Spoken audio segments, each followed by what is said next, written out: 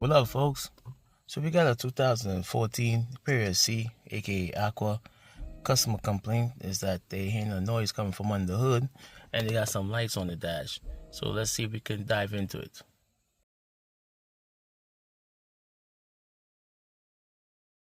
So this is one of my clients' vehicle. They was driving along and they saw that all the lights came on the dash. Right, we got the ABS light on, the VSS light on. We also got the brake light on, and you also hearing a pulsing sound coming from under the hood. So they was able to get the vehicle home safely, and then that's when I came in. All right, so let's see exactly where that noise is coming from. All right, it's coming from under the hood for sure. You're actually hearing it in the background if you can listen to it.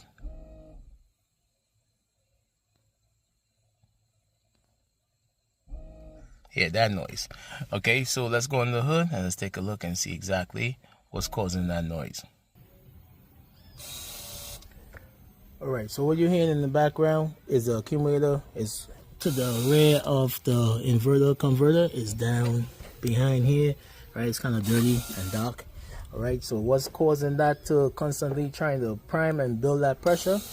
We have a faulty booster. The booster is right here.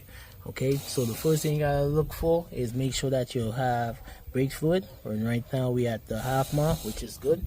Okay, I'm gonna put the scan tool on it. I want to show you exactly what I look for and look at, and that would let you know what's going on with the brake system. All right, but if you would like to stop that noise when you have this fault, you just gotta pull this 20 amp fuse right here, and I believe a 10 amp. Right, it also said the ABS fuse, right? So you just pull that and that noise will stop until you can figure out what your next move is, right? But for now, let's put the scan tool on it and see exactly the accumulated sensor and how it's behaving. Okay, so what can cause this fault is if you have an internal leak or external leak on the brakes that's causing you to lose pressure. That tends to have the accumulator continuously trying to prime itself and recover. Eventually, he's gonna wear himself out and like burn the brushes and the bearings and stuff like that. I saw that where customers continuously running their vehicle with this fault. Okay, so we definitely had to rectify this problem. Okay, I'm gonna get a full code because I removed the fuse earlier, and that's gonna cause a fault or no power going to the relay, right? And there you have it. We got 1311 C1311 because I pulled the fuse. But other than that, elect that full code because I caused that. Let's go after the booster. Okay, so what I like to look at when I have these kind of vehicles and faults, so I look for the accumulator sensor. Here is a 5-volt sensor, so we're gonna expect to see anything around 3.4 to 3.6 volts. And as the pressure drops off, you will see that the accumulator is going to try to build that pressure back, right? So let's graph it. I'm not stepping on the brake right now. Right now my foot is outside the vehicle, and every time you see that voltage drop, that is using current to try to basically tell that accumulator, you need to pulse and build that pressure back. So that is what that represents.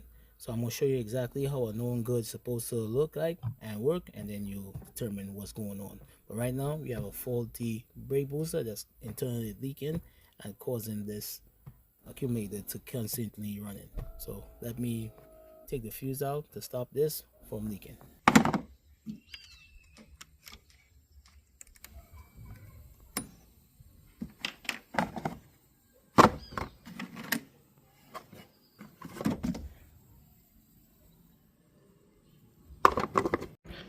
Okay, so this is how the brake booster for the Period C looks like. All right, this is an old one I had there, so I'm just going to show you exactly what's going on.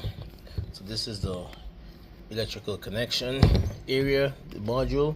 Right, this will be the mechanical parts that has all the valves, and right, this is a stroke, and this is basically where you apply the brake, and it basically have a plunger in here. Right, so what we used to call the master cylinder, they replaced it and put this big chunk of metal. Okay, so yeah, we're gonna replace this in this vehicle, and this gonna fix it. 6 hours later. So we're gonna just run through the vehicle, make sure that we have no fault codes.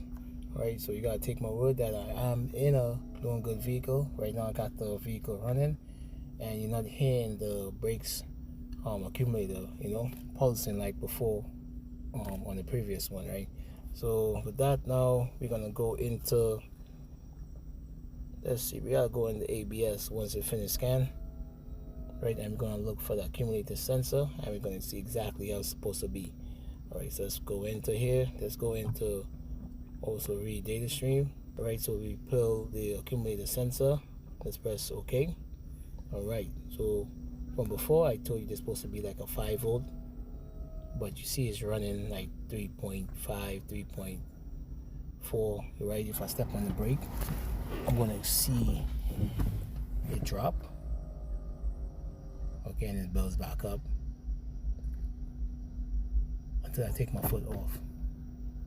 So that means the brake booster is working, right? It's able to build that pressure back and fill up the accumulator, right? And you see it's working at, working voltage is 3.67, which is good. Right, so it will drop, and I'm not driving right now. I'm just in the parking lot, and I'm looking at the voltage for accumulator sensor, and I'm at 3.6, which is excellent. You'll see that the voltage drop because I'm going to be using energy, and it's going to raise back up higher than that when the booster basically refills it. So let's see. So you see that it went down, it used some voltage, and then it comes back up. That is the sensor on the accumulator that's reading this voltage. So this was a straightforward diagnosis and repair.